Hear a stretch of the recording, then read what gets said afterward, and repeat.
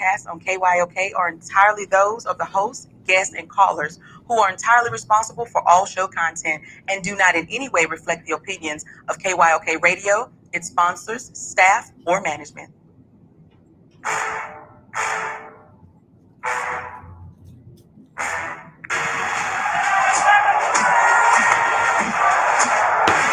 walk out on that field today. Ask yourself this question. What time is it? A lot of people say ask. That's what you ask yourself. What time is it? Game time. What time is it? Let's go. We ready. We ready. We ready. We ready. I'm going to the house. I'm going to the house. When I step on the field, I send one message. This is what it feels like. This is what it feels like.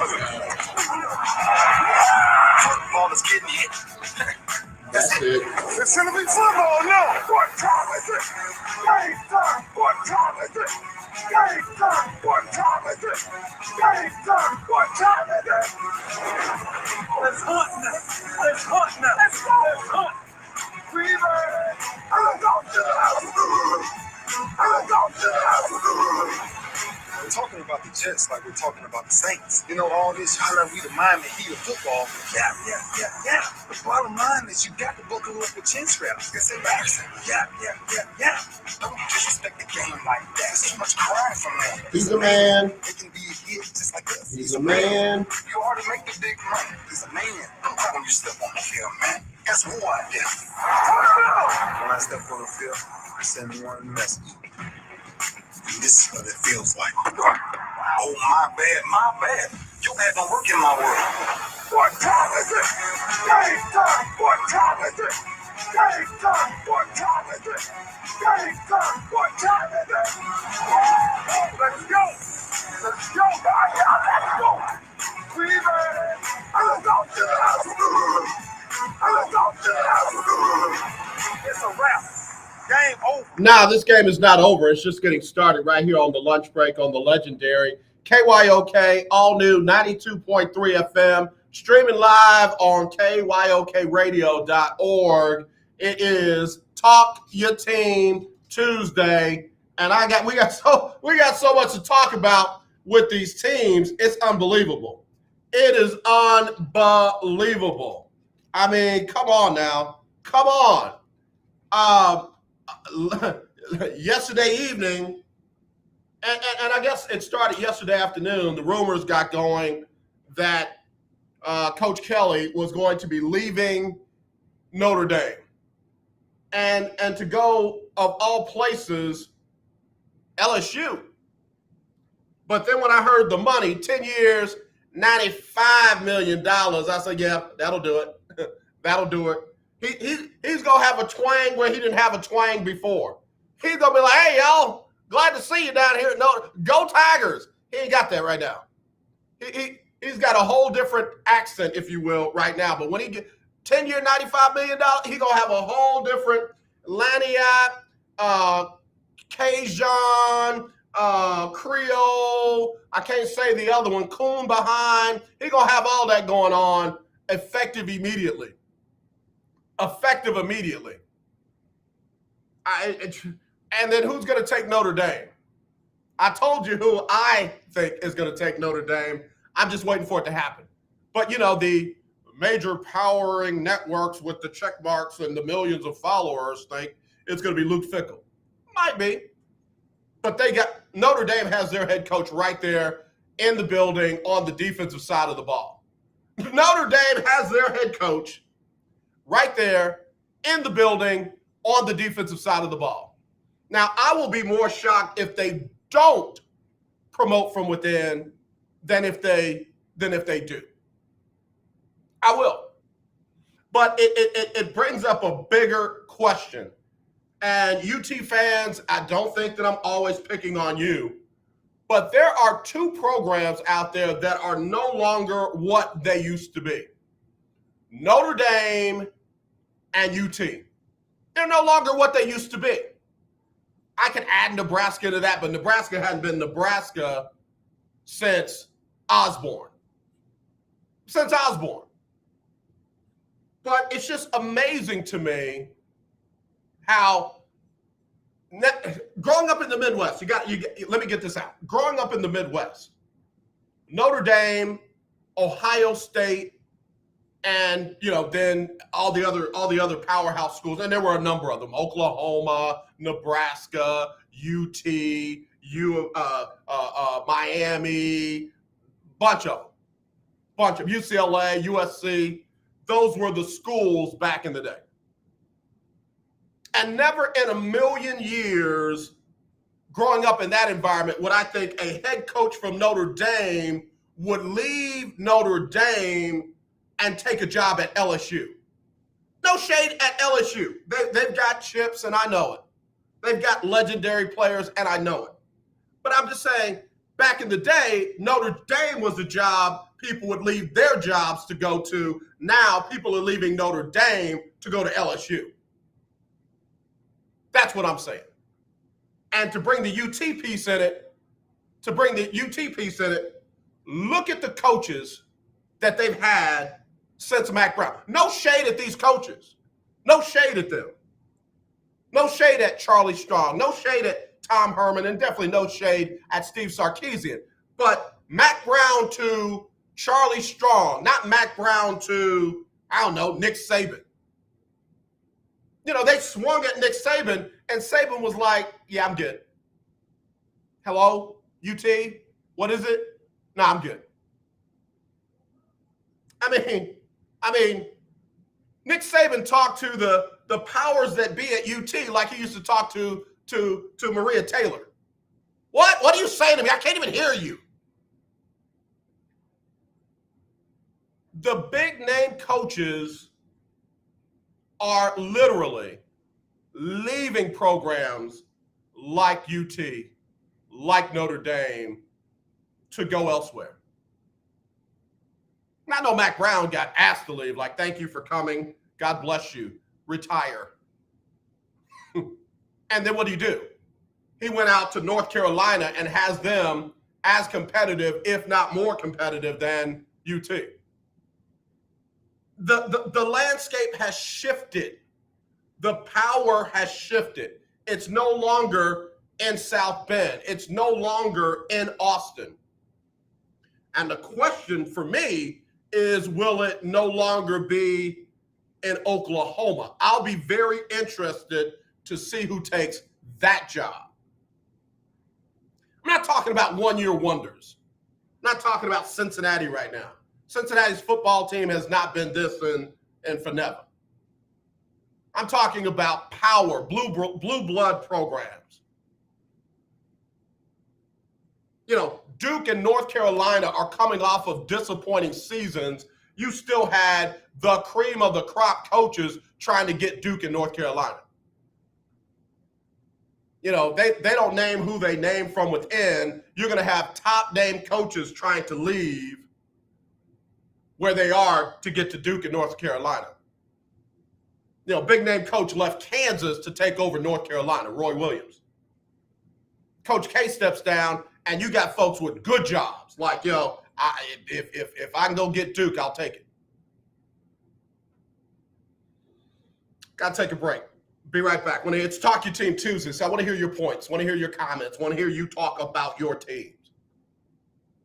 Somebody's thinking, oh, well, Urban Meyer to Ryan Day, they promoted from within. You would have had Brian Kelly trying to leave Notre Dame to take the Ohio State job. You wouldn't have had Brian Kelly walk away from the Ohio State for LSU. Wouldn't have happened. Would not have happened. Texas has the money, but they don't have the program. Let that settle in for a second. We'll be right back, right after this on lunch break. If you have $2,000 or more in credit card debt, then listen up. We can reduce or eliminate your interest rates. Cut your monthly payment up to 50% and stop all late fees. Our company has been helping good people just like you get out of debt for over 30 years. Don't get stressed out. If you have $2,000 or more in credit card debt and medical bills, we can show you a way to reduce all of your bills to one lower monthly payment that you can afford. So again, if you have $2,000 or more in credit card debt and medical bills you can't afford, make this free call today and learn how you can finally get out of debt. Call now for your free consultation. 800-638-7112. 800-638-7112. 800-638-7112. That's 800-638-7112. Sponsored by Credit Card. The legendary KYOK 1140 AM and 92.3 FM. This is Irma J from Internal Revamp, and you're listening to AJ on the Lunch Break. Thank you very much there, Irma J. Got her right here on the lunch break on the legendary KYOK, all new 92.3 FM, streaming live, KYOKradio.org. So wait a minute now. Willie Gibson says Mark Stoops. Are we saying Mark Stoops is the leading candidate for the Notre Dame job? Now, see again, that would be a logical, makes sense kind of move if he left Kentucky and went on over there to Notre Dame. Wouldn't make sense. But I say again, Notre Dame, y'all can do what you want to do, but you got your man. Oh, Mark Stoops for Oklahoma. Yeah. There is somebody with a similar name. Bob, what's his last name? Bob Stoops, who's the interim head coach, who's going to be either lobbying for himself or his brother. Yeah. Again, I can see that. I can see that. But he's leaving the SEC. But yeah, he's leaving the SEC across the tracks. You know, there's the SEC and the gated community. Alabama, LSU, used to be Florida. They got evicted. They got evicted. LSU tried to stay in the gated community. LSU got a notice from the Homeowners Association. If you don't start winning, we're going to put you out of the gated community. So you got Alabama, you got, I guess, LSU, I'll just leave it at that. I won't even say the rest of the letters. Maybe, and I can't say it, but they have beat Bama twice. So, you know, Stoops is leaving the cross the tracks version of the SEC to go to the Oklahoma, to then turn around and come back in the SEC and to have a team that everybody in the SEC is going to be bringing cookies and green bean casserole. Welcome to the community. They might start off in the gated community, but they might not be there long if Stoops can't coach like Lincoln Riley. And I think he can. I mean, look at what he did up in Kentucky. Georgia, definitely in the gated community. LSU got a notice from the Homeowners Association. Keep losing, you're out. Florida, out. South Carolina, out. Yeah. It's a very exclusive gated community. Auburn almost got a chance to get back in. Didn't know how to run out the clock. They're on the other side. They're like in Midtown of the SEC. Auburn's like in the Midtown area. So anyway, Texas will not be in the gated community when they go to the SEC. I know somebody put out a stat or something about A&M's record in the Big 12 versus A&M record in the SEC. Yeah, okay. All right. But once again, look what A&M was able to pull off. They were able to pull off one of those top-name coaches, whereas UT hadn't been able to do that. So, I mean, again, it's so interesting right now. It is so interesting right now. I'm going to be very curious to see what they do at Notre Dame, to see what they do at Oklahoma, to see what happens at Cincinnati. First of all, I got to give Luke Finkle credit. I got to give Luke Finkle credit for not focusing on a job while his team has a chance to compete for the national championship. They got one game. They got to beat U of H. A U of H team that's dangerous. And you ain't heard Luke Fickell say nothing about jobs because he knows he's got one job: beat U of H. And then let the chips fall where they may. Let the chips fall where they may, because I can tell you right now, and I'm not trying to be a shock jock, if Alabama beats Georgia this week in the SEC championship game, Alabama and Georgia are both going to be in the college football playoff, along with Michigan if they win the Big Ten, and Oklahoma State or Baylor if they win the Big 12. Cincinnati will be on the outside looking in. And that's even if they beat U of H in the AAC championship game. If Alabama does the unthinkable and beats Georgia, they will be back in the college football playoff, along with Georgia, Michigan, and more than likely the winner of the Big 12 championship. Strength of schedule, better opponents, point differentials. They'll find some jargon. All right, I got to take another break. I'll be right back right after this. Lunch break. KYOK 1140 AM. The legendary KYOK 92.3 FM. Radio stations in one. Okay, we are running a car drive right now to help veterans all across America. So if you have an old car, truck, or van, even a motorcycle or an RV sitting around, you can right now give it away and help the vets. They really need your help. And your car will help support the vets and their families. And guess what? You even get a tax donation. Plus, we'll even come and pick up your car for free. And all you've got to do is pick up your phone right now and make a free call. Now is the perfect time to do something good for the vets. Give back to the vets right now for all they've done for this country. And your old car can really help them. So call the Veterans Car Donation Program right now for free pickup of your vehicle. Help the vets and help your taxes at the same time. Call right now.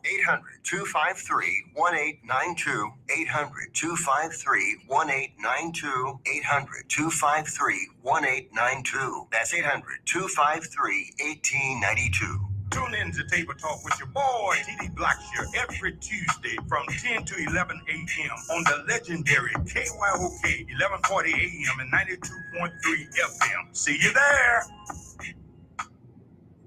Hi, I'm Larry Scott, host of the Not So Christian and Me Show. Join me Saturdays for great fun, interviews, music, and the latest news surrounding our world today. We are the show that cares to hear your voice and opinion with real conversation in a no judgment zone. So join me Saturdays from 1 to 2 p.m. on the Not So Christian and Me Show, right here on the legendary KYOK Radio, 1140 a.m. and the all-new 92.3 FM at KYOKradio.org. This is Jamie from Baytown, listening to AJ on the lunch break. Thank you, Jamie. We appreciate you right here on the legendary KYOK and the all-new 92.3 FM, streaming live, KYOKradio.org. It is our Talk Your Team Tuesday. Got a couple of comments that just came in. If you want to get in, you can, 281-453-1000. That's 281-453-1000. Or text me, 832-403-5005. That's 832-403-5005. Or you can do like NB did and email me, aj@KYOKsports.com. That's aj@KYOKsports.com. NB says, why do you think Texas can't get a big name coach? What makes you think Texas can't get a big name coach? I'm not saying that they can't. I'm just saying that they have literally struck out on everybody that they've tried to get big name. And let's just be honest, Charlie Strong wasn't their first choice. Tom Herman was their first choice after Charlie Strong, and I don't know if Steve Sarkisian was their first choice after Tom Herman. But let's just be honest.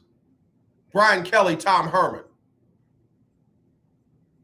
Tom Herman, Lincoln Riley.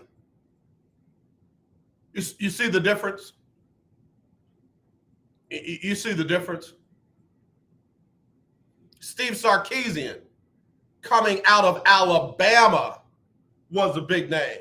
Steve Sarkisian coming out of USC. Steve Sarkisian even coming out of Washington.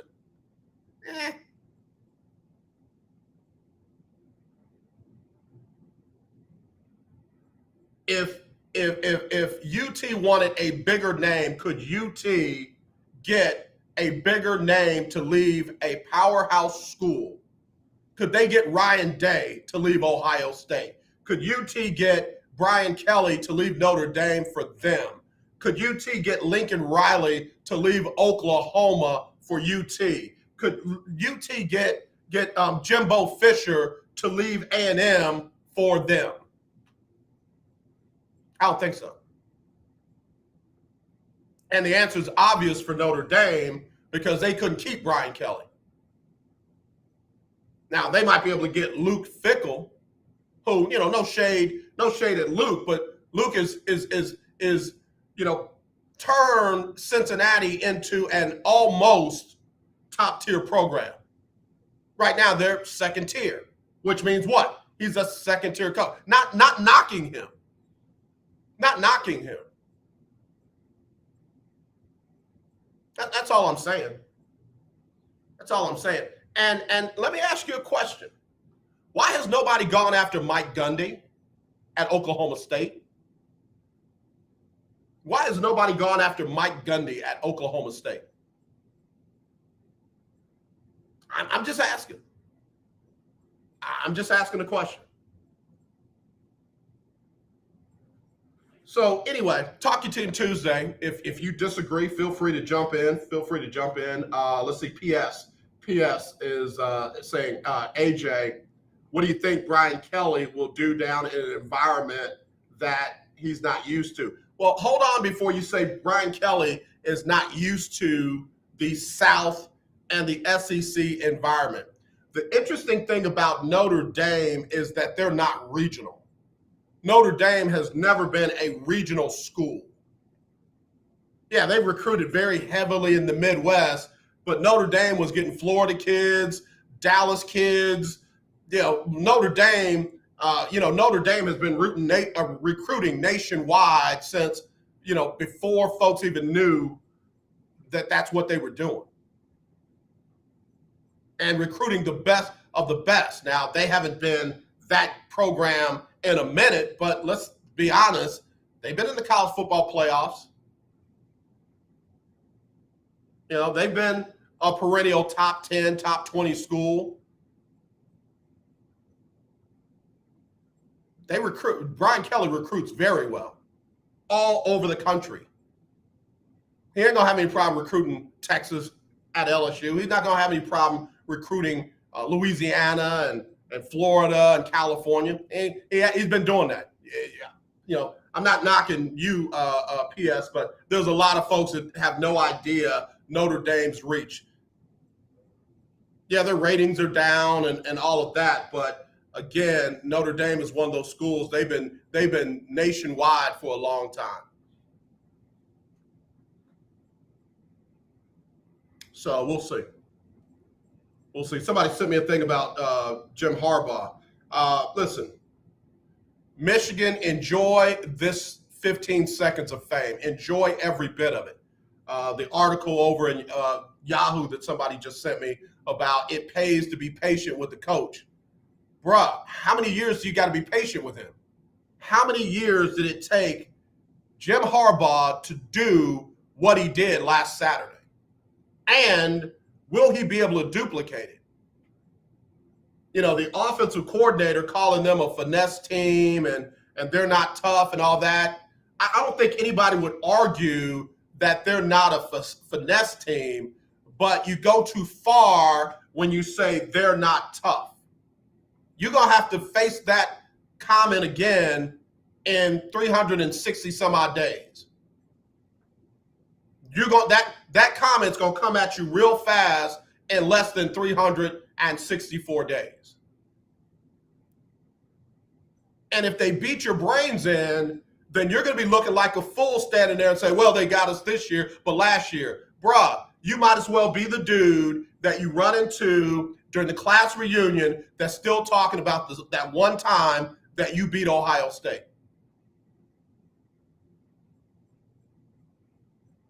So I'm just saying, Willie Gibson, it took Harbaugh 7 tries to get one.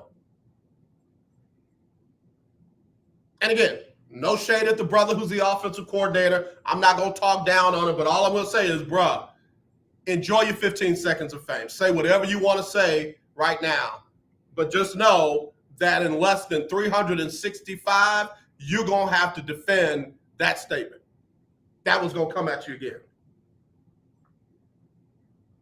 I got to give credit to Willie Gibson. He said, man, if you are the parent of a 5-star, 4-star, 3-star linebacker, call the Ohio State right now. Call them right now. If you are the parent of a 5-star, 4-star, 3-star linebacker, call Ohio State right now. Your child will have a shot to start this coming season. Believe that. So anyway, Talk Your Team Tuesday. What else y'all got? CT. How do you think that UT and now this Oklahoma administration will do in the SEC? Now, first of all, I don't think that UT or Oklahoma is going to jump to the SEC this upcoming season. I think they got one more year. I think wasn't it 2023 before they got to the SEC? So whoever the new head coach will be, and that's very important, who the head coach will be, will get a year against the Big 12 again. And I'm not saying that's a cakewalk or testing or warm up or anything like that, but we'll get an idea of the kind of program that the new administration will be bringing. Who's it gonna be? You got defensive minded coaches, you got offensive minded coaches. What is Oklahoma gonna try to bring in? And again, if it's Mark Stoops, then we kind of know. We saw plenty of that at Kentucky. In fact, Mark Stoops is more of a logical choice because of where they're going, not because of where they are. Mark Stoops knows the SEC. Mark Stoops has found a measure of success in the SEC. Mark Stoops had Kentucky on an upward trajectory in the SEC. Florida on the way down, Kentucky on the way up. So I think Mark Stoops would be a very good, logical fit for not just where they are, but where they're going. That being said, I think Oklahoma would have the edge to be better sooner than UT. I mean, Sarkisian hadn't figured out the Big 12 yet. We think he's all of a sudden going to figure out Alabama, Georgia, Auburn, from what we saw this past weekend. And again, let me not sound like ESPN Junior. For obvious reasons, ESPN has got to make the SEC out to be the best conference by far. For obvious reasons, their money is tied to it. But in reality, let's just go there. Let me quit speculating on it.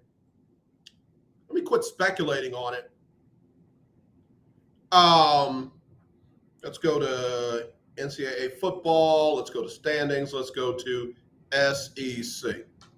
All right, you got Georgia, that's 8-0, and then you got a gap. Kentucky 5-3, Tennessee 4-4, Missouri 3-5, South Carolina 3-5, Florida 2-6, and Vanderbilt 0-8. Then you got Alabama 7-1. I hate Ole Miss. Mississippi 6-2. When I say I hate Ole Miss, I don't mean the school. I hate that slogan, Ole Miss. Y'all in that old stuff, boy. But y'all will kill us to hang on to your old. Good Lord. Anyway, Mississippi 6-2. Then you drop off. Arkansas 4-4, A&M 4-4, Mississippi State 4-4, Auburn 3-5, and LSU 3-5. So to act like the SEC is stacked from top to bottom, it's not. It's not. Let's just be real. Alabama, Mississippi, Georgia,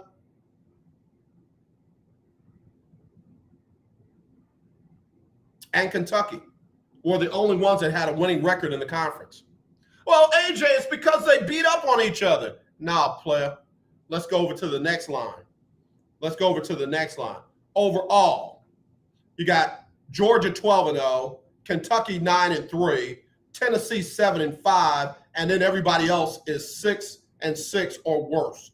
On the west side, you got Alabama 11-1, Mississippi 10-2, Arkansas 8-4, A&M 8-4, Mississippi 7-5. Mississippi State 7-5, and then everybody else is 6-6 or worse.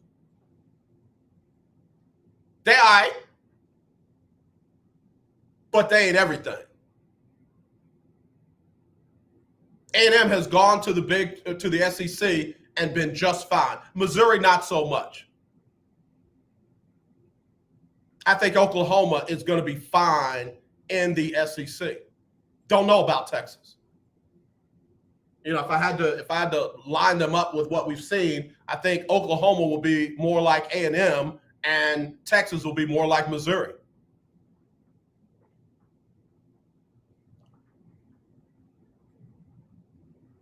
Just say it. Talk Your Team Tuesday, 281-453-1000, 281-453-1000, or text me 832-403-5005. That's 832-403-5005. Or you can email me, aj@kyoksports.com. Well, it ain't going to be Mark Stoops. Willie Gibson with the breaking news. Kentucky agrees in principle to a contract extension at least through 2027 with Mark Stoops. So Bob done lived to fight another day. Bob Stoops is likely to get that Oklahoma job back. Bob Stoops, the one that had to step down, likely to get that Oklahoma job back. So we'll see. Let me take a break. We'll be right back with more. Again, you can get in 281-453-1000, 281-453-1000, or you can email me, aj@kyoksports.com, aj@kyoksports.com, or text me 832-403-5005. It's Talk Your Team Tuesday on the lunch break. You don't sit behind a desk every day to earn a living. You're out and about making it happen. And sometimes you get a little bit behind on your paperwork, like bookkeeping and paying your taxes. It's easy to get behind on paying your taxes. It happens to the best of us. And you know what happens next. The big bad IRS comes knocking on your door. And when that happens, you need to call the good old boys at the Tax Doctor. Let them do what they do best. Deal and negotiate with the IRS so you pay the lowest you can in back taxes that the law allows. We are a 100% U.S.-based company, and we've saved our clients millions over the years in back taxes. If you owe $10,000 or more in back taxes, call my friends right now at the Tax Doctor and learn more. 800-603-9359. 800-603-9359. 800-603-9359. That's 800-603-9359.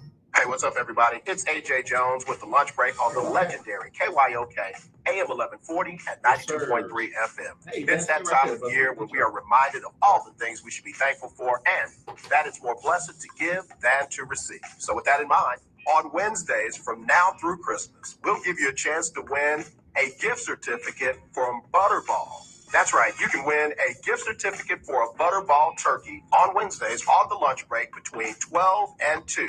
Just be the right caller, and your Butterball turkey will be on us at the legendary KYOK AM 1140 at 92.3. Well, I hope you are enjoying your weekend. Hey, everybody, it's Erica Campbell. And I'm Griff from Get Up Mornings. We want to thank you so much for rocking with us every weekday morning. And after you enjoy your weekend, make sure you start your work week with us. When you start your day with us, we'll help you get moving and motivated to have the best day ever. Go ahead, say it, Griff. Best day ever! So wake up with us. We'll be faith walking, Love talking. and joy living on Get Up Mornings. You're listening to 1140 AM and 92.3 FM. The legendary KYOK. Y'all, it's your boy Jonathan McReynolds, and I'm glad that you made room for the legendary KYOK, the lunch break. Thank you there, Mr. Stella Award winner Jonathan McReynolds. Appreciate you, man. Appreciate all that love right there. Every bit of it. All right, got calls coming in.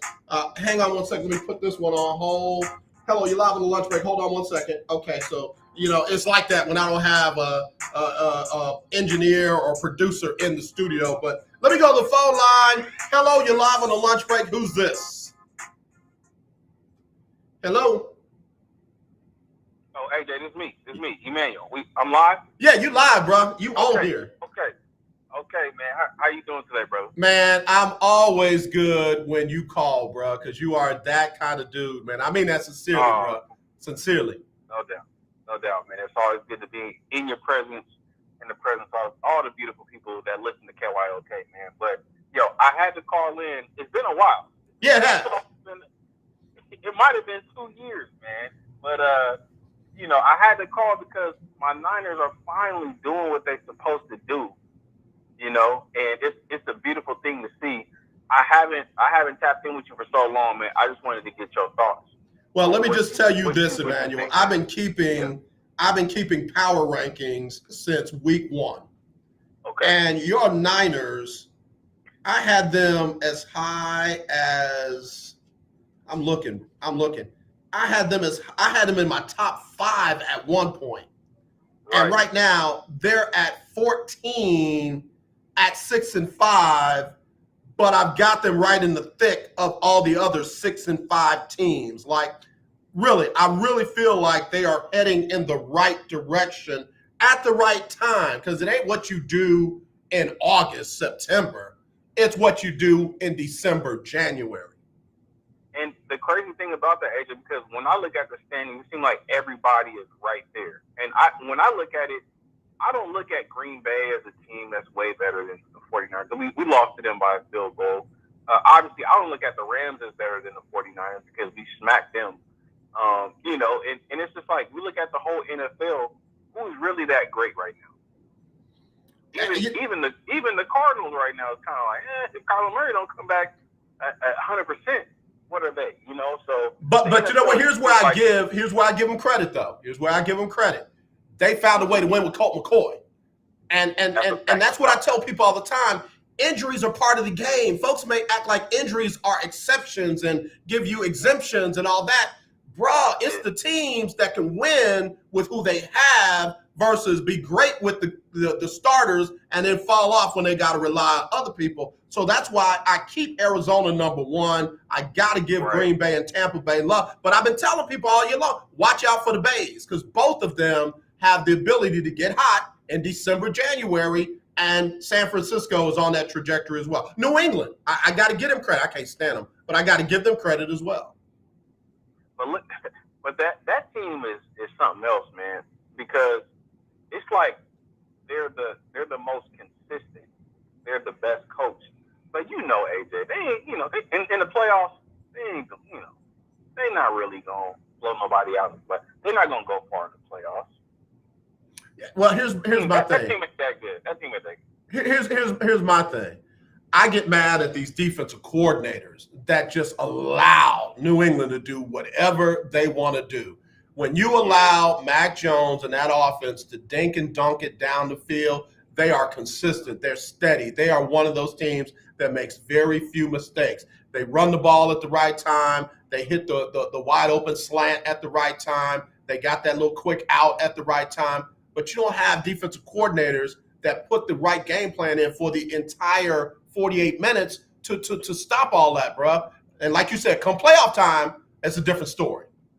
And that's all I want to get my point across, bro. Like when it comes down to playoffs, it comes down to who has the most talent.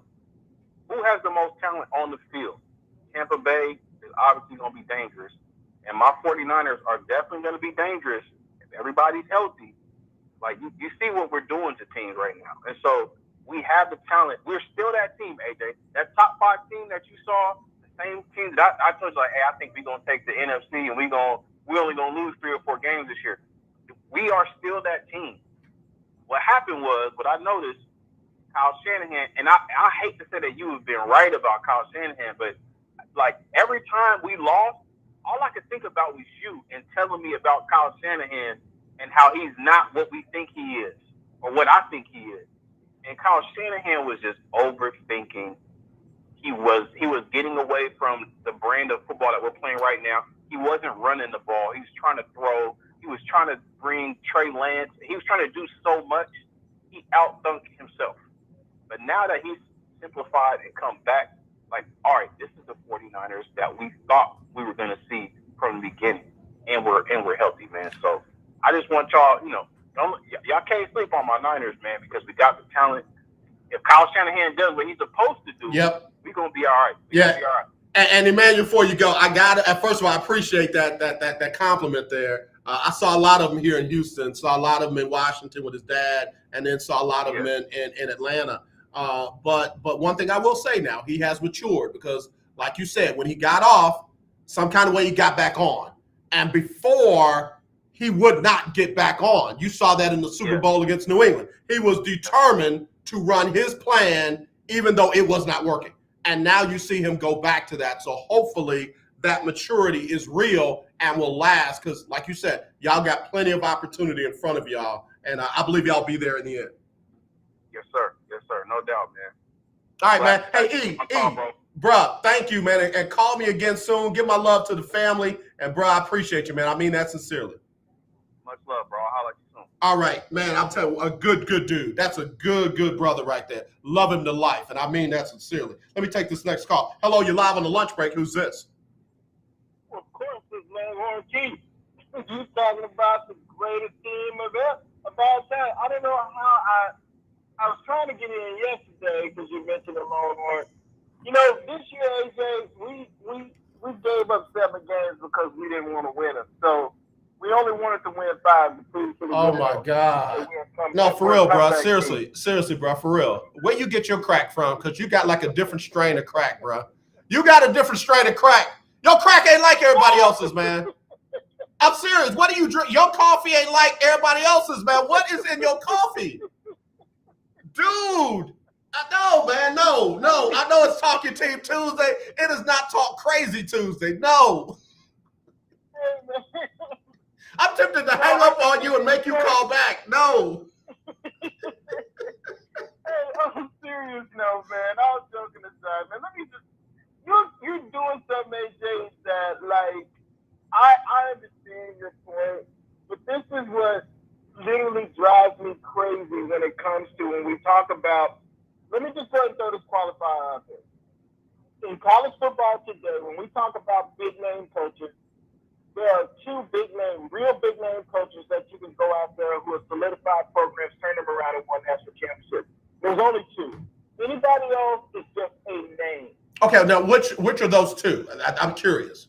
Nick Saban and Urban Meyer, if he was to ever come back. Let's give him his props. Won a national championship in Florida, won a national championship in Ohio State. Okay, so here's what I'm going to say. You're right. And I put them in a historical category. And I don't mean historical in that they're the greatest of all time or what have you. I know folks say that about Nick Saban. I'm just saying they've got the longest history of turning programs around when it comes to that as opposed to anybody else. So, yeah, I agree with you. And so that being said, this is what I really want to get to with Lincoln Riley. When we talk about big name coaches, I consider Lincoln Riley the hot name, similar to that was the case when you look at the Steve Sarkisian was a hot name last year. Listen, at the end of the day, when you look at Lincoln Riley's record in the Big 12, some will argue it was the greatest run of all time. But here's the problem with that. What did he do in bowl games? He was 1-3, 0-3 in the college football playoffs. And my point to that is I'm not saying he's not a good coach. I'm saying he's a better recruiter than he is a coach. That's just my argument. My point is to that I don't like putting labels on guys who have not proven anything. This is the reason why we keep just being honest. This is the reason why young white coaches keep getting jobs they don't deserve versus guys who have been in the grind, hustling as long as they have, and they don't get the credit. You throw out names like Eric Bieniemy, and people go, "What has he done?" He hasn't been given the same opportunity. You look at a guy like offense coordinator down at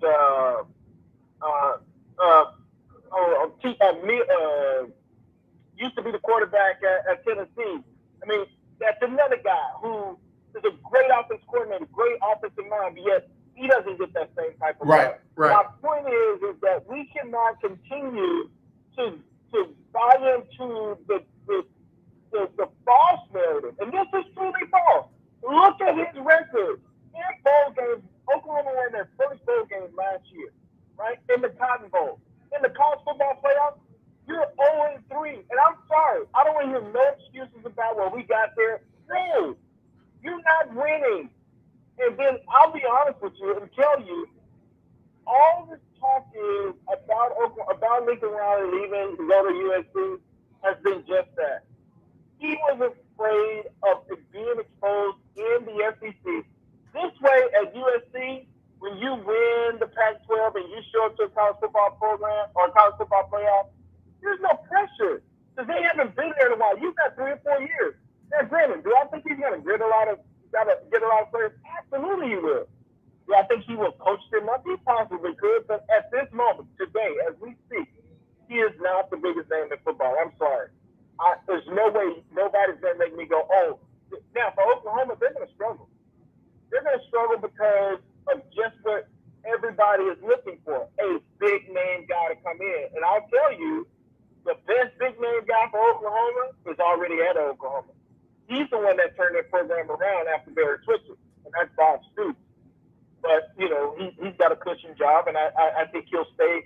I think their best bet is to beg him to stay for a whole year and let him bring in the coaching base that they desire. But, I just don't buy into this guy being a big guy. I mean, look, Steve Sarkisian, he's our coach. Stick to one hand, half a dozen in the other. At the end of the day, he's got a job to do. He knows he's got to be on this season period right now. All right, so let me ask you this. Appreciate everything you just said. Were you talking about T. Martin? Yes, T. Martin. All right, so T. Martin was the assistant head coach and wide receivers coach at Tennessee from 2019 to 2020. He is currently the wide receivers coach for the Baltimore Ravens. Yeah. Now, but okay, I'm going to let you answer your question, then I'm going to go back to that. Okay, no problem. So if you had a choice right now, between Steve Sarkisian and Lincoln Riley to lead UT, one more year in the Big 12 and then into the SEC, who would you take? So based off of, as of right now, today, right now, I would stay with Steve Sarkisian. Let me just say why I would stay. You said what? I would stay with Steve Sarkisian. Here's my reason why. Let me finish. Steve Sarkisian has come from the SEC. He understands the grind. I am not saying that Steve Sarkisian, I'm not giving him any excuses about this year. However, if you go back and look at that last game against Kansas State, I heard you yesterday talking about, us choosing rivalries and Texas A&M and us should be embarrassed, absolutely. And I agree with you on that. Thank you. But in terms of that game, if you go back and watch that game, here's something that everyone should notice.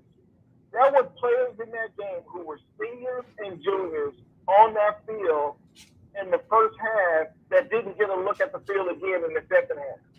And unfortunately, it took Steve Sarkisian and his staff an entire year of football to realize, and maybe he knew it before, but he realized that he didn't have dogs on his team, although they may have been 4 and 5-star players when they were recruited.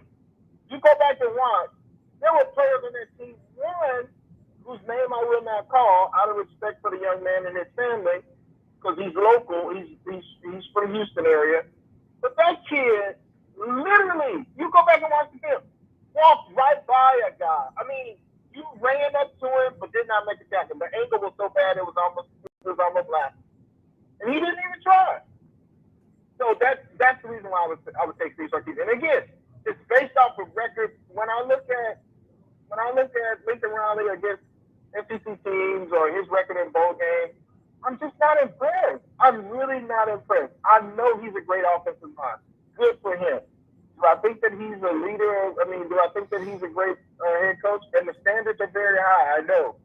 No, I don't believe that he's that guy. Okay, here's the thing with this. We'll know more after this season. And in fact, I'll even give it 3. We'll know more in 3 seasons at USC. If he brings USC back from the dead, bruh, he gets a lot of credit from me. And I mean that sincerely. And I'll say the same thing about Sark. If Sark brings UT back to Vince Young level of prominence, I will take my hat off to him. I will. Let me say this publicly right now. Sark will need, and this is just facts. This is not even hyperbole. This is just truth. And I hate to say it, but he's going to need at least 4 seasons to get this team to. Oh, okay. Wait. He need one of them Scott Frost contracts. I get it. Listen, I get it. Listen, when you look at the totality of the worth of players that he's got, man, I never tell you we're gonna be back next year, but in reality, this is the problem that's plagued University of Texas for years. Yeah, man. And it's false expectations. Yeah. And having unrealistic hopes in teams that you know you don't have the dogs for. Let me go back to that statement that you made about Keith Martin being the wide receivers coach at the Baltimore Ravens. I forgot where he was, but I'm glad that you brought that up. When you go back and you look at Lincoln Riley, he was a wide receiver. He was a grad assistant at Texas Tech when he graduated in 2013, somewhere around there. All of a sudden, goes into wide receiver coach, gets an offensive coordinator job at East Carolina, again gets moved over to Oklahoma, and he's gifted a wealth of talent that Bob Stoops had already put together in the program. He comes in and steps in for Bob Stoops just 4 years ago, right before the season kicked off. You're gifted. You've learned how to coach under one of the greatest minds in football at that time, and I still believe Bob Stoops. Wait a minute, Keith, hold that thought. I got to hit the top of the hour. I'll be right back with that because that gets to something that I'll be right back. 1140 AM, KYOK Conroe, and 92.3 FM, K222CX Houston. The views and opinions expressed on all radio shows broadcast on KYOK are entirely those of the host, guests, and callers who are entirely responsible for all show content and do not in any way reflect the opinions of KYOK Radio, its sponsors, staff, or management. All right, y'all, we're back on the lunch break. Talk Your Team Tuesday.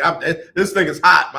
My text messages on fire, inbox is on fire, and Longhorn Keith got my phone lines on fire. So, Keith, I'm going to say this. Jim Harbaugh said the same thing about Ryan Day. He felt like Ryan Day got put on third base and is acting like he hit a triple. Let me tell you something. I would agree with him wholeheartedly if you haven't been there for how many years has Harbaugh been there? How many years? 5, 6 years, I think. This is 7. So you mean to tell me this dude has had his own recruiting classes for year after year after year at Ohio State, and he keeps beating your behind. And you've been there for 7 years, and you got one little stroke tally in that column against The Ohio State University. It just kills his argument. Now, to move that back to Lincoln Riley, I say the same thing. Yes, he got an advantage of not having to rebuild a program, but maintaining a program. And let me just say this, he did that. He maintained it. He didn't have much of a drop off. He got them to the college football playoffs. Yeah, they got beat, all that. And I know you don't want to hear this, but they got there. And again, when your school has never been there, it's hard to use that as an argument that another person can't make. At least they did. Y'all didn't. No, and so let me be clear. I am not disputing the fact that he got there. You asked me, my argument is not so much, it's not even an argument. My point is, I just don't like throwing this name out as, I don't like throwing this term out as a big name coach. Because a big name coach, and listen, there's only one championship at the end of the year. I understand that. There's only one coach that's going to win the title. I understand that. But let's not act like, you know, we're talking about a guy who's had a consistent run of national championships, or a guy who had a consistent run of getting to college football championship games through the playoff system. He hasn't. I mean, that's just fact. He's 0-3 in the college football playoff. Regardless if we've been there or not, when you're talking about the biggest name, or when we use that term, we cannot say that about him. We can say, I'll give you that. I'll give you that. He was a big name. He wasn't the big name. He's not in the big two. If I want to be benevolent, and I'm really not feeling like it today, it's Tuesday. I ain't that close to Sunday just yet. If I got to put another name in there, it'd be Dabo Swinney. But, you know, again, I ain't got a whole lot of respect for him, liar. But anyway, so yeah, he is not one of the big names, but he is a big name. And my question was more to would a Lincoln Riley leave Oklahoma to come to UT? And that's where I kind of wanted to focus on, because UT has not been able to land a big fish in a long time. They went from Mac Brown, and again, you know I love Charlie Strong. He can come eat at my house, knock on the door, come on in, sit down, what you want to eat. Charlie Strong, and then you go to Tom Herman, and now you're on Steve Sarkisian. The UT Longhorns have not been relevant in the Big 12 championship, in the national championship in a long time. Ain't nobody running in there trying to save it. no, and rightfully, listen, and all of those points are legit. I will say this. No one wanted to, you know, it's not about money, it's about culture fit. And any big name, this is my point, any big name coach that's worth his weight understands I'm not going to answer to just the whole UT alum and all of its regents, as well as all of its donors, when I've got a program to run. I've got to answer to everyone. And so those are some stopping points for a lot of big name coaches. I'm not saying that doesn't happen at every other university, but I'll tell you what, when you've got the cachet of a Nick Saban, you kind of call the shots and the regents fall under your.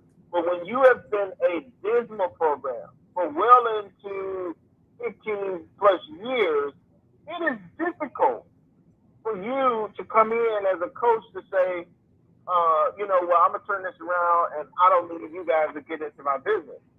All I'm going to say is this. Take Nick Saban out of Alabama and put him, he's been at LSU, so I won't use that as an example. But put him at a school where he doesn't have the same kind of it sells itself. Like there's some people that really Nick Saban doesn't even have to recruit. They want to go to Alabama. Their family said they got to go to Alabama. Their granny said you're going to go to Alabama. So put him somewhere else where he got to put in a little bit more work than he has to put in now. And if he can do the same thing there, then, I'll put Nick Saban on the pedestal. But right now, I just, like you said, I claim him as one of the top two. Him and Urban Meyer have definitely had that deal. But let me give you a text message now. Willie Gibson says, it's levels to this. Jim Tressel won the national championship in year 2 at Ohio State. Urban Meyer won it in year 3. Longhorn Keith just asked for 4 years from Sark. That's why I say, man, that's that Scott Frost contract negotiation right there. So let's go back to those two just mentioned, or what you guys just brought up, and that is when the cupboard is semi-full, you've got something to cook with. But when you are, listen, I am not in no way, shape, form, and fashion. I want to be clear in this. I am making no excuses for Steve Sarkisian. I blame him wholeheartedly for coming into this season and ignoring the transfer portal, thinking that he had players based off of what he saw in shorts and t-shirts during the workouts in the winter and during the winter break before spring football. However, now he's had a chance to see that, and he's realizing the talent level in which everyone thinks is at UT. It's not. Listen. Again, no excuses, but to answer the questions about Ohio State, George Jessel and Urban Meyer, those guys have never. I don't want to say never. Those cupboards would. You don't run there at the Ohio State University. I don't remember a time that has happened. And I will give you this. I'll say similar to what I said about Saban, that some of Ohio State almost recruits itself. Where folks, you go to Ohio State. You're definitely not going to Michigan. You ain't going to no Cincinnati, boy. Get your tail in that car and let's go to up to Columbus. So you got that going on there. But that being said, bruh, we've seen coaches come into a situation like that who just ruin it for everybody. Like they put doggone raisins in potato salad. Like, come on, man. You just some things can be messed up, even though they're a good thing. I'm not saying Sark is. In fact, let me just say it like this: y'all need to be mad as heck at Mack Brown. Y'all need to be mad at Charlie Strong. You don't need to be mad at Tom Herman. You don't need to be mad at Sarkisian. Y'all need to be real mad at Mack Brown because he made a good thing bad. So bad that it has not been able to be fixed in a year, 2, 3. And I'm sorry, for the 4 years that you're asking for Sarkisian, he'll probably get it because, he ain't Charlie Strong. He'll probably get it, but it doesn't mean he deserves it and doesn't mean he's going to do anything with it. And for everybody trying to say, oh, I'm glad Michigan kept Jim Harbaugh. Again, he got a benefit that other coaches don't get. And there are other coaches out there that just need one more year, and they don't get it. No, and I agree with that. And to the point about Mack Brown, I've said when he was let go after, I disagreed with the way that they let him go. I disagreed with the way that they let Charlie Strong go. But I will say that, when Mack left, there was certainly a whole bunch of things that were uncovered that it became more of a Cadillac type of environment. And winning was kind of secondary to just catering to a bunch of small kids. And you could see that in the recruiting process of the number of quarterbacks that we lost out on. But that's neither here nor there at this point. I'll just say this. I still hold to the fact that Lincoln Riley is a great offensive mind and a good head coach. Is he the biggest name out there? Is he the biggest name now out there? He's the hottest name out there. I'm never going to give that credit to none of these coaches right now. I just feel like we continue to put label on these young white coaches as if they're the greatest things. And I'm telling you, there are gems in the rough that, if given the opportunity and the amount of time and the type of environment in which these guys are given the tools.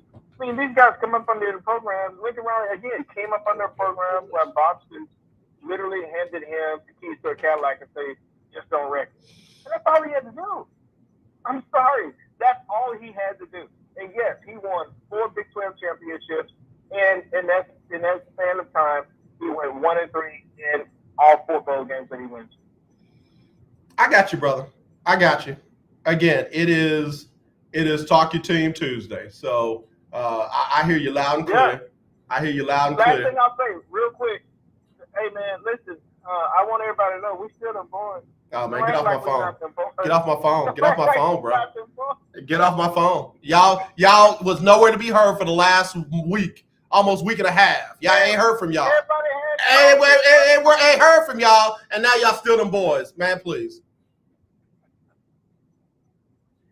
gonna be back, man. Yeah, I hope we'll be back. Yeah. I done dropped y'all all the way down to like 58. I got the Dallas Cowboys 58th in my poll. I got Detroit, then Dallas. There they are. Well, at least I know one thing, and I no shade at my brother Willie Gibson, because he's a good dude, but we better than the Cleveland Browns. Get off my phone, bro. You ain't throwing shade at my brother like that. You my other brother, but you ain't throwing shade at my brother like that when your Cowboys got dog walked by the Raiders. Look, Thanksgiving Day is as much as Cowboys Day as anything else, and y'all got dog walked on your own day. Get off my phone, bro. Love you, man. Love you too, man. Talk to you later, Longhorn Keith. All right, I got to take a break. Then I got another caller standing by. Caller, stay right there. I got to take a break. I'll be right back right after this. Talk Your Team Tuesday on the lunch break. The legendary KYOK 1140 AM and 92.3 FM. The legend continues. Hello, this is Claude Cummings Jr., Vice President of Communication Workers of America District 6. Trey and I are inviting you to listen in to our new political talk show, Power to the People Political Hour. Hello, this is Trey Daniels from the Daniels Group. Yes, Claude, the show will be hard-hitting and informative, talking about national and local political issues of the day, week, and month. Interviews will be with pastors, community leaders, elected officials, and political operatives. You know, Claude, a part of our responsibility is informing the citizenry and give them power to the people. That's right, Trey. We're asking that you listen in on 1140 AM, 92.3, or streaming on KYOKradio.org, Thursdays at 10 a.m.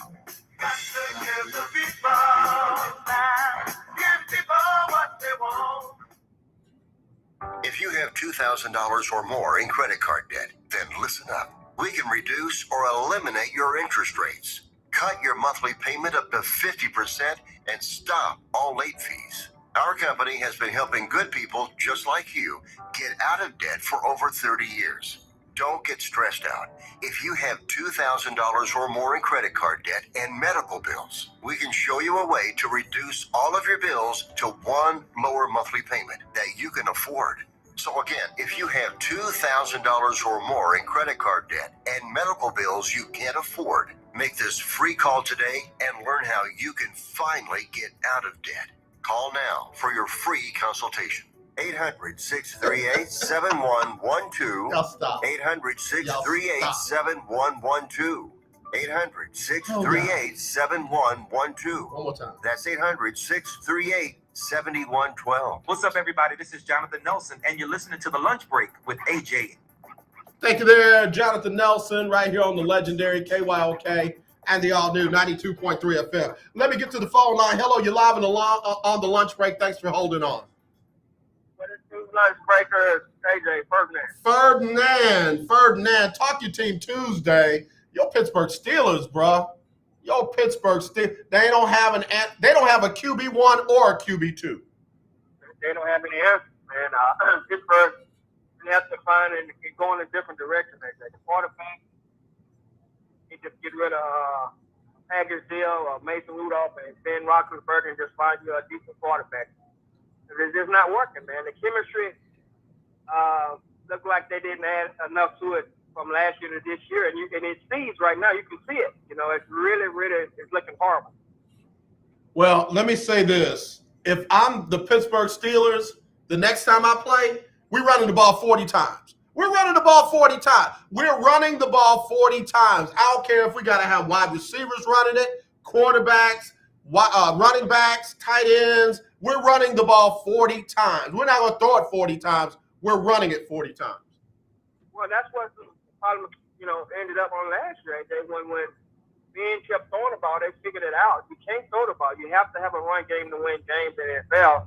And right now, the Pittsburgh is struggling just like any other team. They haven't figured it out. Mike Tomlin don't have it figured out, let alone his quarterback. They do not have it figured out. Well, I'll just say I feel a little worried for Mike Tomlin sitting at 5-5-1. I need him. I mean that. I need him to keep having winning records because there is a group of people that cannot wait to be able to say, well, he don't have no winning record now. Now what? Now it's time for him to go. Stop. Good Lord. I mean, just. Well, no. Just like you say, you got to develop your run game. You got to get a strong run game. You got to develop screens. You got to do defense. Whatever it takes Because every team is not the same every week, AJ. You can look at it. You get a Texas team that could beat Tennessee one week, and then you lose to the Jets the next week. I don't get it. I mean, I'm struggling this year, AJ, like none other. This has been my worst year in terms of football. I mean, I can't get it. Teams are not consistent. The only team that I see really consistent so far, AJ, would be New England, Cincinnati, and New England. Absolutely. Yeah. Those are consistent teams week to week. So other than that, man, everybody else is a hit. Well, I got to tell you, man, I'm really disappointed with what I'm seeing in Pittsburgh. You know, I get a little bit of hope, like, okay, all right, whatever they just did, keep doing that, because that right there is enough. And then they come out and play like they did this past weekend. It's like, good Lord. So when you can't back up a good week to the following week, something wrong with your program. Yeah. Is Cam Newton okay? Is he done? Is he what? I think they're gonna. I don't know if they're gonna start him this week. Is he gonna start? Well, sometimes they give you your own worst enemy. And quit running your mouth. Put your actions on the field. We've been taught that many years. And Cam, and look, I thought he was ready, but right now we're seeing different. Oh, okay. So they got the bye week this week, so he should be good. He should be good. They got the bye week this week. Well, somebody needs to talk with Cam. You know, one of his peers and one of his leaders make people just really sit down and get what Cam meant. What are you wanting to do going forward? Because your time in NFL is limited to none. You may have 1 or 2 more years, and that's a wrap. So you need to do all that you can now, because there is no tomorrow. Week to week, Cam has to excel. You know, he has to find a way, just like other teams, find a way to win. He is the chief right now. You know, he came in, you know, got you from nowhere because nobody wants to deal with it. So they bought you back. What are you going to do, Cam? Right. It's up to Cam, AJ. Right. And I'll say this for Carolina. If I'm that owner and general manager, I'm drafting a quarterback and a running back. And I'm sorry, man. Everybody keeps talking about these players' feelings as if, you know, me drafting for my business is some kind of way going to make them feel like they, you know, can't give it their all no more. I want to know that too. If you're that sensitive, if you're Aaron Rodgers like sensitive, I need to know that, because brother, you can't win with a squad like that. If Christian McCaffrey gets his feelings hurt because they decide they want to draft a top flight running back, and there are going to be a few of them coming out of the draft this year, and if Cam or Sam Darnold or whomever else is going to be in their feelings because they draft a top round quarterback, then baby, let me know that about you right now. I need to know. Well, yeah, I come from an era where there was no soft people on the field when it came to football. These new era, you know, players who are in their feelings, they shouldn't be on the team. At the end of the day, either you're going to want to win games, you're going to want to accept the things that the coaches or the office personnel has brought forth or not. It's real simple. Either you want to play AJ, if they don't want to play, get rid of them. Yep. No, I'm just saying. That's just me. So anyway, Ferdinand, you be safe out there, brother. All right, have a good one. Caller of the Year 2017, Ferdinand. All right, let me hit my power rankings for this week. After week 12, power rankings. Arizona still number 1. They're 9-2. Green Bay all the way up to number 2 at 9-3. And again, man, I got to tell you, Aaron Rodgers might be getting it done on the field, but off the field, he's a head case. He's a head case. And for all those people who want to talk about Colin Kaepernick and Tim Tebow and all these other players and the baggage that they bring, it'll be a circus if they bring in. Aaron Rodgers is a circus all by himself. He is a 3-ring circus all by himself. And excuse me, you don't earn the right to be a distraction. You don't earn the right to be as sensitive as Aaron Rodgers is off the field. Thank God he's winning, because if he were not, that same general manager that he came for this offseason, like it was personal, I would be the first to call him and say, guess who it is? You're done. You're done. You got an elbow injury. You got CTE. You got a contusion that can't be fixed, but you're done. We can't win with you, and we're not going to lose. We're not going to lose because of you. But he's got him at 9-3, so I get it.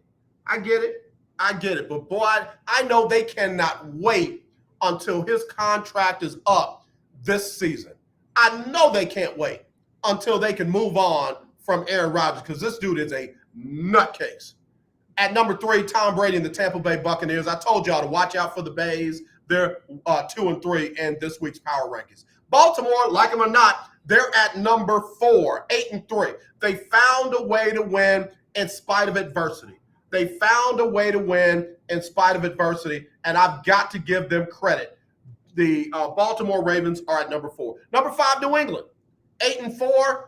8-4, I got to give them credit. They are the best of the 8-4 teams. At number 6, Tennessee, the team that New England just beat at 8-4. At number 7, Buffalo. They look like they are turning the corner. They're 7-4. But you know what? If they don't win that division, that's a major hit to Buffalo. Yeah, they might go on and win the championship, and then they don't have to win the division to win the championship. But I'm just saying, Buffalo should not have lost that division if they don't win it. All right, at number 8, Dallas, 7-4. Number 9, Cincinnati, legit, 7-4. Number 10, Kansas City. In fact, I struggled with putting Kansas City beneath Cincinnati, but Cincinnati has played better. So Kansas City at number 10. At number 11, the Rams, 7-4. Number 12, Denver, 6-5. Number 13, the Raiders, 6-5. Number 14, Emmanuel's team, San Francisco, 6-5. And number 15, the Chargers, 6-5. Number 16, the Colts, 6-6. Number 17, and falling, the Cleveland Browns, 6-6. At number 18, Pittsburgh, 5-1. Number 19, Minnesota, 5-6. Number 20, Washington, 5-6. 21, New Orleans, and they're fading. They're going to start Taysom Hill this week, finally, at quarterback. They're 5-6. Number 22, Atlanta, 5-6. 23, Philly, 5-7. 24, Miami, big win, 5-7. Number 25, Carolina, got beat by Miami. They're 5-7. Number 26, Chicago, 4-7. 27, the Giants, 4-7. 28, Seattle looked bad last night. Seattle, this is not their year. They were 3-8. They're 28. Number 29, the Jets, 3-8. 30, the Texans, 2-9. 31, Jacksonville, 2-9. And 32, Detroit, 0-10-1. All right, let me read them with no commentary. Number 1, Arizona. 2, Green Bay. 3, Tampa Bay. 4, Baltimore. 5, New England. 6, Tennessee. 7, Buffalo. 8, Dallas. 9, Cincinnati. 10, Kansas City. 11, the Rams. 12, Denver. 13, the Raiders. 14, San Francisco. 15, the Chargers. 16, Indianapolis. 17, Cleveland. 18, Pittsburgh. 19, Minnesota. 20, Washington. 21, New Orleans. 22, Atlanta. 23, Philly. 24, Miami. 25, Carolina. 26, Chicago. 27, the Giants. 28, Seattle. 29, the Jets. 30, Houston. 31, Jacksonville. 32, Detroit. I really expected Detroit, Houston, and Philly to be pretty much where they are right now. I said Houston would battle Detroit for the worst record in the league. And I said, man, Nick Sirianni, just from his press conference, I was like, I don't think this guy gets it. But anyway, take a break. We'll be right back with more Talk Your Team Tuesday on the lunch break. Okay, we are running a car drive right now to help veterans all across America. So if you have an old car, truck, or van, even a motorcycle or an RV sitting around, you can right now give it away and help the vets. They really need your help. And your car will help support the vets and their families. And guess what? You even get a tax donation. Plus, we'll even come and pick up your car for free. And all you've got to do is pick up your phone right now and make a free call. Now is the perfect time time to do something good for the vets. Give back to the vets right now for all they've done for this country. And your old car can really help them. So call the Veterans Car Donation Program right now for free pickup of your vehicle. Help the vets and help your taxes at the same time. Call right now. 800-253-1892. 800-253-1892. 800-253-1892. That's 800-253-1892. Tune in to Table Talk with your boy, TD Blackshear, every Tuesday from 10 to 11 a.m. on the legendary KYOK 1140 a.m. and 92.3 FM. See you there. Hi, I'm Larry Scott, host of the Not So Christian and Me Show. Join me Saturdays for great fun, interviews, music, and the latest news surrounding our world today. We are the show that cares to hear your voice and opinion with real conversation in a no judgment zone. So join me Saturdays from 1 to 2 p.m. Burn my lip, hot tea. So Christian and Me Show, right here on the legendary KYOK Radio. That's why you don't drink on 4 air. a.m. and the all-new 92.3 FM and KYOKradio.org. 1140 AM and 92.3 FM. The legendary KYOK. This is Lakeisha, and you're listening to The Lunch Break on KYOK. Thank you, Lakeisha. Right here on the lunch break on the legendary KYOK and the all-new 92.3 FM. I got to get myself together. Drinking some hot tea. Got it all down my lip over on the E of my Orleans. Man, I'm still stunned by the Brian Kelly to LSU. I hope Notre Dame does the right thing internally, but we'll see. We'll see. And it's going to be interesting to see what happens to some of the. Where does Bill O'Brien go now? Where does Bill O'Brien go now? Where does Bill O'Brien go now? Everybody had him penciled in at LSU. I keep saying one of those other programs would be a great rebuilding for Bill O'Brien. He might need to be at a Louisiana Lafayette or at a Louisiana Tech. Somebody said that's beneath Bill O'Brien. All right. Just found out that Kevin Sumlin had an interest in Alabama State, but didn't get the job. That went to Eddie Robinson Jr., who had no head coaching experience. So, if Louisiana Tech and Louisiana Lafayette is beneath Bill O'Brien, then let him stay his offensive coordinating self right there at Alabama. Let them keep knowing what we found out about Bill O'Brien here when he was play calling. Listen, if Auburn doesn't have a player go out of bounds and he stays in bounds and that clock gets down around 20, you would have experienced what we've experienced time and time again with Bill O'Brien's play calling. All right, let me go ahead and do this now. I got the winner of this week's Lunch Break Weekly, Keeping Up with the Joneses Pick'em Challenge. I've got the winner of this week's Lunch Break Weekly, Keeping Up with the Joneses Pick'em Challenge. And if you're not in and haven't been in, I don't know what's wrong with you. But here we go. Honorable mention for people who had 8-7 or better. Clarence, Todd, CJ, Ferdinand, Keith Hennick, George Griffith, Oz, and Alexis. That was it. This was another one of those tough weeks where nobody had double digits wins. Todd was 8-7, Clarence 8-7, Ferdinand 8-7, Keith 8-7, George Griffith 8-7, Oz 8-7. Tough. So if 8-7 didn't win it and nobody had double digit wins, then guess what? If you had 9 wins, you're in there, my friend. Milo was 9-6,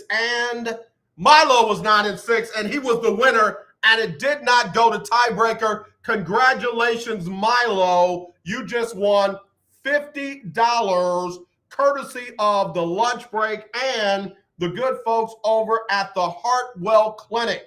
The HartwellClinic.com for all of your counseling needs. Mental health is important, and I'm telling you, nobody takes it more serious than the Hartwell Clinic. You can call them at 280-7979. That's 713-280-7979. They're located at 7155 Old Katy Road, Houston, Texas, 77024. The web address, thehartwellclinic.com. Thehartwellclinic.com.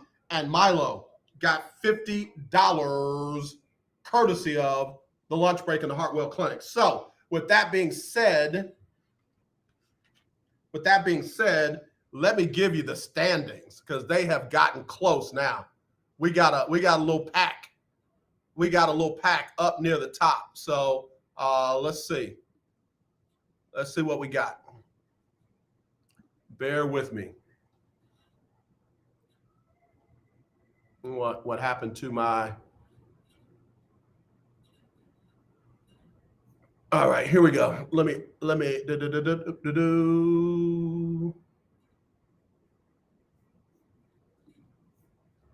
Okay. Bear with me. Had a computer crash. There it is. There's my document. I love backing everything up. Back everything up on your computer. Back everything up. All right. Up top tied. We got a tie at number 1 with Big Time Floyd and Amber. They are number 1 collectively. At number 3, you got Delano. Number 4 tied is Chi-Town and Keith Hennig. At number 6, there is a tie with T-Bone or T-Boy and Keisha Kelly. 1 off the top 6 is Alexis and Milo. 2 off is George Griffith. 3 off is Charlotte and Todd. And 4 off is Alice. So I'm telling you, don't give up. Don't make yourself think you don't have a chance. You just got to pick better. You just got to pick better. Congratulations, Milo, for this week's win. And again, in the top 10, Big Time Floyd and Amber, Delano, Chi-Town, Keith, T-Bone, and Keisha Kelly, they're all in that top 6. They would compete for the $500 if it ended today. At number 8, you've got Alexis and Milo. Number 10, you got George Griffith. And at 11, you got Charlotte and Todd Malcolm. And Alice is only 1 off of them. So stay in there, man. Hang in there. Hang in there. If you don't know what I'm talking about, every week you get a chance to pick the games between Thursday, all of them on Sunday, and the Monday night game. Give us the final. Give us the final score of both teams on the Monday night game and get those to me by Thursday at the time that I give you, and you're in. No purchases necessary. All you got to do is pick them and you win. All right, so let me see what we're looking at for this week. All right, so the Thursday night game, of course, is the Cowboys at the Saints. That's Thursday at 7:20. So get your picks into me by Thursday at 6:30. Thursday at 6:30. You know, don't have to use point spreads. You don't have to pay an admission fee. Just tell me who's going to win on Thursday. All of the Sunday games. And then the Monday night game between the Patriots and the Bills. Who's going to win plus the exact final score. Email me, aj@kyoksports.com, or text me, 832-403-5005 by Thursday at 6:30 Central, and you're in. 7:30 on the East Coast, 5:30 Mountain, 4:30 on the West Coast. Got to get them in, all right? Because we are coming down the home stretch. If you win, just like Milo did, you'll get $50 courtesy of our sponsors. If you've been playing all year long and you're in the top 6 at the end of the season, you'll compete for $500 cash. You will compete for $500 cash. All right? All right, so again, congratulations, Milo. We'll be sending that out to you via Cash App tomorrow. And again, congratulations. All right, here we go. Here we go. Big Major League Baseball signings. Big Major League Baseball signings. A ton of them, because there's a couple of things that they're trying to get them in. There's expected to be a lockout. Now, let me tell you the difference between a lockout and a strike. A lockout is where the owners do not allow the players to come to work. They lock them out of the facilities. That's not the players, that's the owners. And the owners are trying to take control over the league from the Major League Baseball Players Association. And theirs is stronger than any other sport. Major League Baseball's union is stronger than any other sports. So the owners don't like that. They don't like the escalating salaries. They don't like the negotiations. So they're going to more than likely lock the players out and force them to come back to the table to renegotiate some things. So you got teams that are trying to hurry up and get players signed to agreements under the current collective bargaining agreement rules. So you got Corey Seager going from the Dodgers to the Rangers on a 10-year deal, $335 million, I think it was. The same kind of deal that Carlos Correa wants, and didn't get an offer anything close to that from the Houston Astros. You got Scherzer going to the Mets on a big deal, and others. So now my question is, what's going to happen with Correa? Do you think he's going to get a big deal? And watch this. If he gets the exact same deal that Seager got to go to the Rangers, but he gets it, Carlos Correa gets it, to go to the Dodgers, it's not the same deal. It's not the same deal. Why? Taxes are extraordinarily higher in LA than they are in Arlington and or Houston. A $335 million deal in LA is not the same thing as a $335 million deal in Texas. And if Carlos Correa doesn't understand that, then baby, bye. Bye. We so happy for you. We so happy for you. If he's not smart enough to realize that, then they don't need him around here anyway. But it's Talk Your Team Tuesday, and you can talk teams, you can talk players. And I'm going to ask this question. Do you think Correa might not be signed yet because of some of the things that he has said that has been recorded in the media? Do you think Carlos Correa's mouth has stopped him from getting a deal sooner than later? Now remember, y'all are the ones that tell me that these billionaire owners don't want to deal with all this off-field, off-diamond stuff, off-court stuff. They don't want to deal with that. And you've got Carlos Correa, who has literally made unprovoked statements about multiple things and people in the game. Most recent, Derek Jeter. And I'm sorry, while there might not be a lot of people that like Derek Jeter, might be some that think several different things about him, Derek Jeter was one of the most respected people in the game and is one of the most respected owners in the game. I'm just wondering if the owners' fraternity has made a collective effort to say, let's make him wait. I don't want him. You can have him, but I don't want him. Like, there may be some teams who don't want to give that guy, a guy like that much money and be tied up with him for that long. I could be wrong. I want to hear your thoughts. 281-453-1000, 281-453-1000.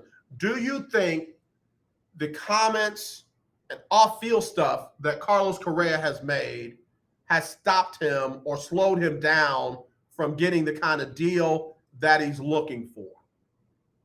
I'm curious. We'll be right back right after this on the lunch break. Hey, what's up, everybody? It's AJ Jones with the lunch break on the legendary KYOK AM 1140 and 92.3 FM. It's that time of year where we are reminded of all the things we should be thankful for, and that it's more blessed to give than to receive. So with that in mind, on Wednesdays from now through Christmas, we'll give you a chance to win a gift certificate from Butterball.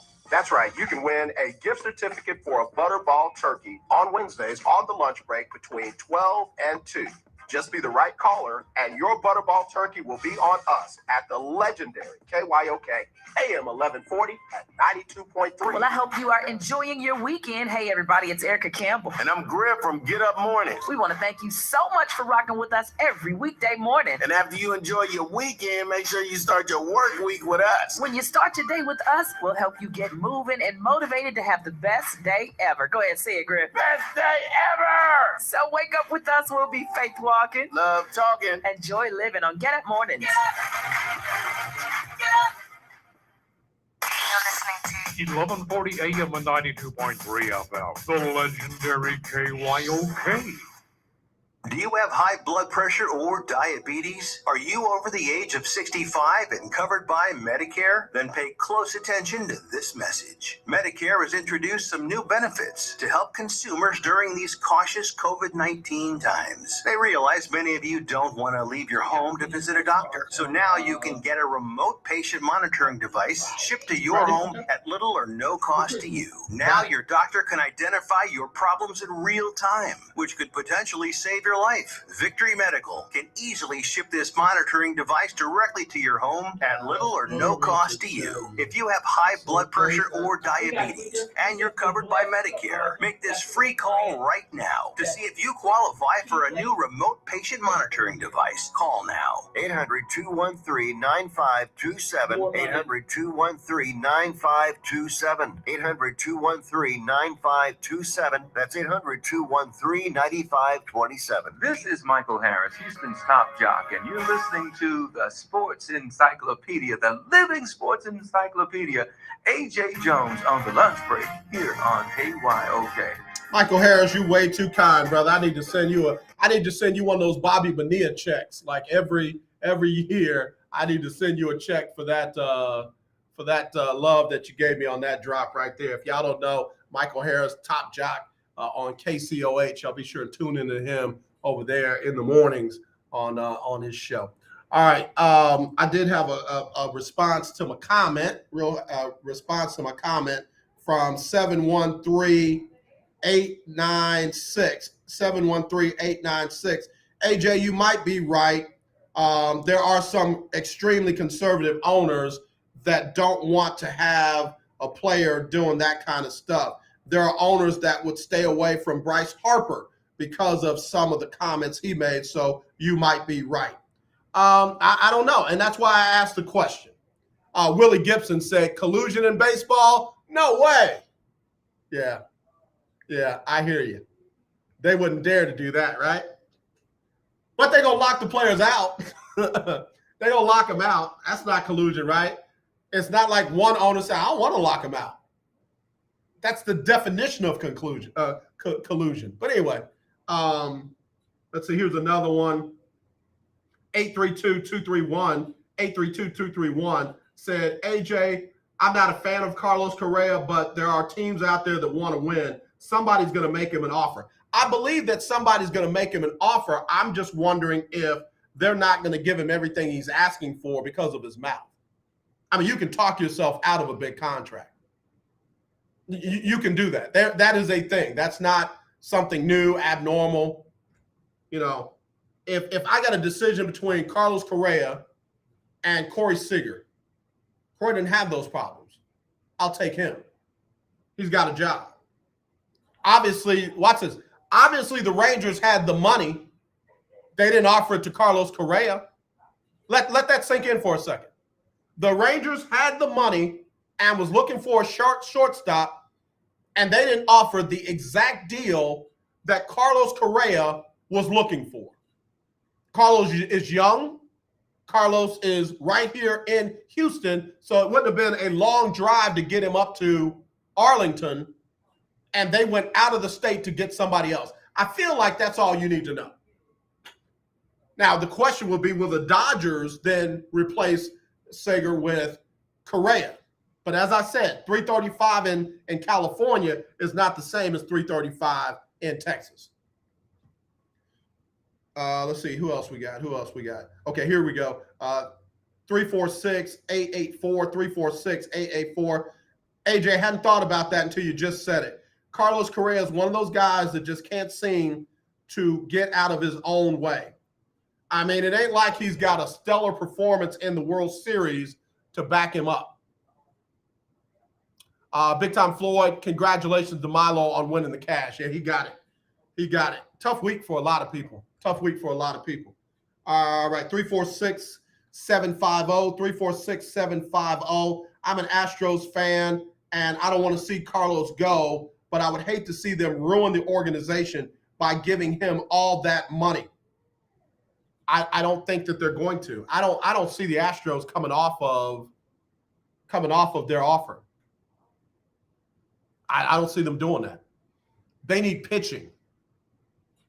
Yeah, they need Carlos Correa in the middle of that lineup, but from what I understand, the young man down there in AAA has the ability to defend like crazy. I don't know if he's got the same bat and pop that Correa has, but from what I'm being told, the defense is there's no drop off.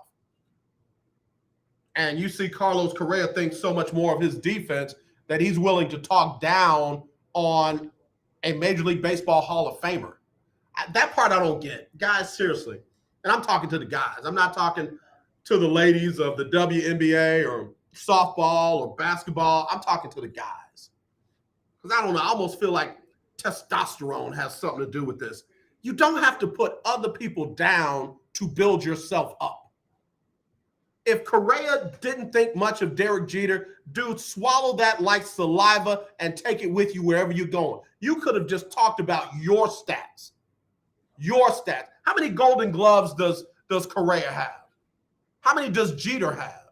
To literally put a Hall of Famer down so that you can make yourself look better, like my grandmama used to say, if you got to tell everybody what you're doing, you probably ain't doing none of it. I'll leave it at that. That's just me. Somebody's going to say, oh, AJ, you don't like Carlos Correa. You never did. Nah, I got a sixth sense about people, and it typically is right. When I listen to it, I'm typically right. I had it about John Gruden. I was right. Had it about some other folks. Had it about who I will never say his name again, but used to coach the Houston Oilers, used to coach the Rams. I was right. Had it about the basketball coach up at Michigan State. I was right. So, yeah, no. Carlos Correa's mouth might be the issue with his delay. I'm not saying he's going to be denied forever. 713-364. AJ, Carlos is going to get his money. It won't have an Astros logo on the check. They don't do checks anymore. They do direct deposits, and you're probably right. You're probably right. They do Bitcoins now and stuff like that, bro. Very few people getting checks nowadays. Just FYI.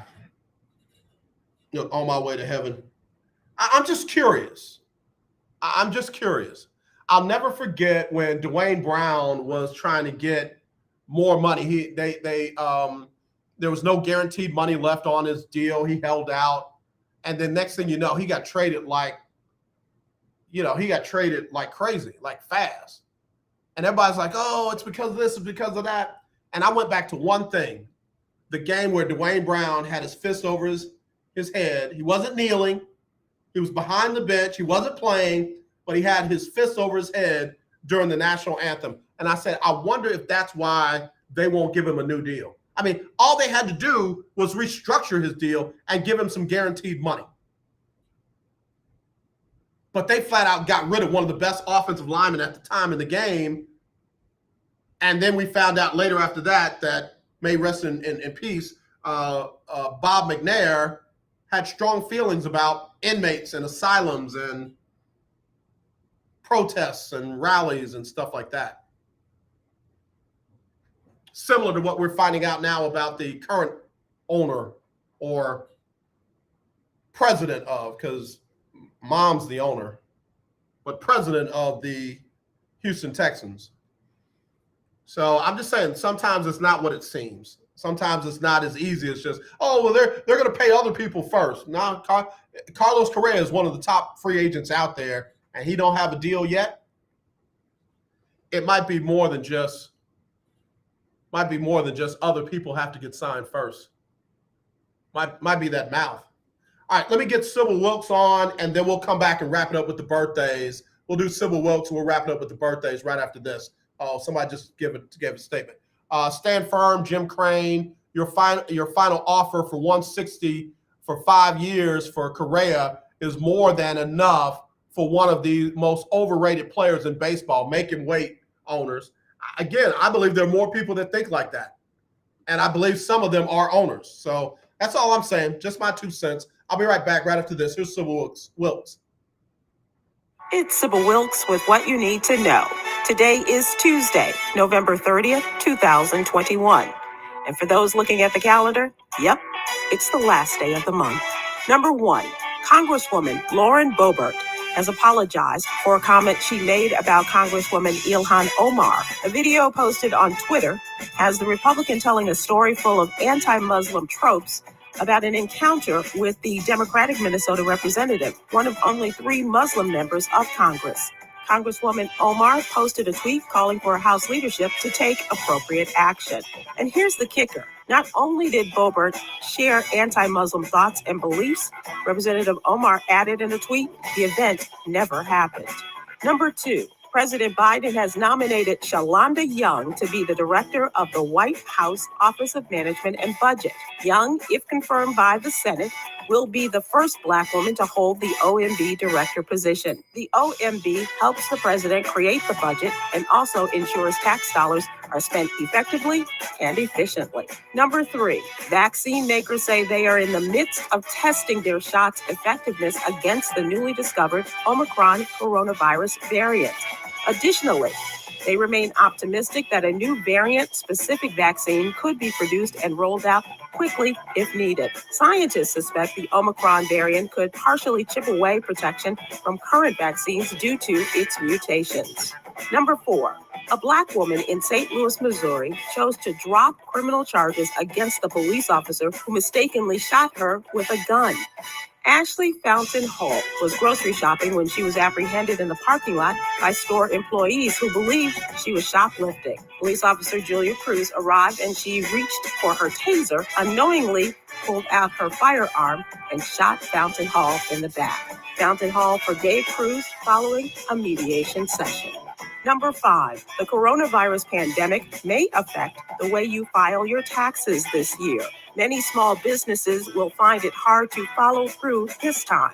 Check out 5 essentials to help your business not only to survive, but turn this challenge into a meaningful season in today's newsletter brought to you by Texas CPA Katrina M. Kraft. Here's your daily inspiration from Yogi's Jewels. Hard work and dedication are essential keys to success. Join me tonight at 6 p.m. Central, 7 p.m. Eastern, as I talk with comedian and actor David Mann about living with type 2 diabetes, presented by the American Heart Association and the American Diabetes Association. Thank you to our What You Need to Know partners, the Black Alzheimer's Brain Study at the University of North Texas Health Science Center at Fort Worth, Alpha Kappa Alpha Sorority Incorporated, and the American Heart Association. To subscribe to my free daily newsletter, please visit SybylWilkes.com. Be informed, be empowered. All right, y'all, we're back here on the lunch break on the legendary KYOK and the all-new 92.3 FM. Let me just say this real quick. My thoughts, my prayers, and my whatever I can give go out to Tiger Woods. He made the statement earlier that he is done playing full-time golf and that this recovery from the car accident where he had multiple fractures in his leg has been the toughest thing that he's had to do. Tiger has done everything he needs to do. No, he didn't catch Jack Nicklaus, but in my mind, in my heart, he will be the greatest of all time. Everybody says that championships aren't always the thing that matters, because if that were the case, then Bill Russell would be the greatest basketball player of all time.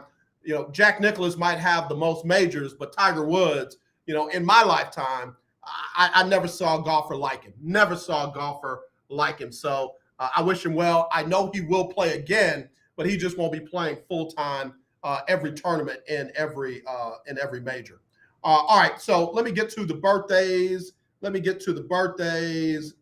good for Tiger and spending time with his family. All right, happy birthday going out to Sharita. Happy birthday going out to Bishop Lynn Hintz. Happy birthday, Kawana Martin Johnson, Lynette Ewell, R.L. Thomas Jr., John Lee White II, Jackie Horn, my sister, my friend. I call her Pastor. Happy birthday, sis. Congratulations on your birthday. Unique Styles is 40 today. Carrie Hodges celebrating her birthday along with Mary Prater. Cindy Gutkowski also celebrating a birthday today. I got a shout out to my friend Angela Phillips too. She celebrated a birthday yesterday. She is one of the best yoga instructors around the world. So Angie, happy birthday to you. All right, so birthdays for today. Bill Walsh, one of the best offensive minds ever, celebrating his birthday today. Of course, he passed away in 2007. Bo Jackson, one of the best athletes ever that I got to see in my lifetime, of course, did his thing down there at Auburn and with the Raiders and with the Kansas City Royals. He was born in Bessemer, Alabama. I know y'all aren't going to know this name, but this is the little nerdy side of me. I got to say happy birthday to Magnus Carlsen. Magnus Carlsen is a grandmaster chess player born in Norway. And today is his birthday. He is a bad young man. He is a bad young man when it comes to that chess. Happy birthday. And then Nyjah Huston. Nyjah Huston, one of the baddest skateboarders out there. If you don't know about Nyjah, Google him. All right. Anyway, Usher, do your thing. Oh, go shawty. It's your birthday. Ooh, it's your birthday. Go shawty. It's your birthday. Today's your day. Yeah, I had to get in my little nerdy bag, my little grunge bag for those last two, but those cats mean something to me. I like them both. Anyway, got to go. Donnie McClurkin up next with the Donnie McClurkin Show. He'll give you the best in gospel music, the latest in the gospel music industry. Donnie does his thing every Monday through Friday from 2 to 3. In the morning, Erica Campbell and Griff get up morning, 6 a.m. to 9, and then I'll be back with Winning Wednesday. And we're going to make sure somebody gets a chance to win. As always, let's not be divided. Let's be united. I love you, and there's nothing you can do about it. All right, y'all. I will talk to y'all later. Y'all be safe and blessed.